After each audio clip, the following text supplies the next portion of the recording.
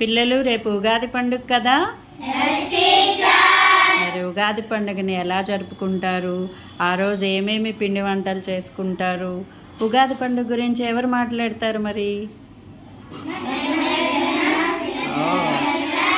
Okay, good good good good.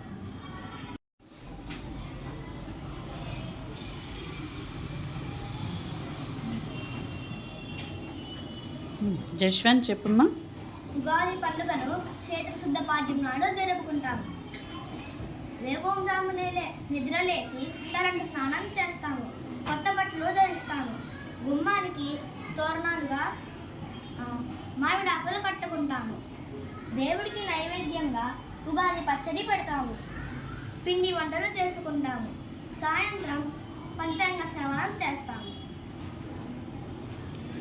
Thank you. Very good అమ్మా.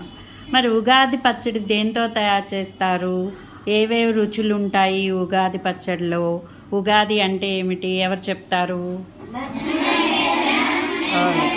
Good good good. Wait wait. Ugadi తెలుగువారి తొలి పండుగ. ఈ పండుగతోనే తెలుగు సంవత్సరం మొదలవుతుంది. అందుకే దీన్ని సంవత్సరాది యుగాది అని పిలుస్తాము.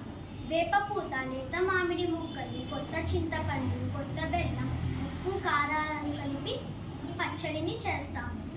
దీనిలో చేదు, వగరు, పులుపు, తీపి, ఉప్పు, కారం ఇలా 6 రుచులు ఉంటాయి. ఈ పచ్చడిని దేవుడికి నైవేద్యంగా పెడతాము. ఈ పచ్చడిలో వివిధ రుచులు ఉన్నట్లే మన జీవితంలో కూడా బాధలు, కష్టాలు, సుఖాలు, సంతోషాలు కలగలిసి ఉంటాయని, వీటన్నిటినీ మనము సమానంగా తీసుకోవాలని దీని భావం. Thank you.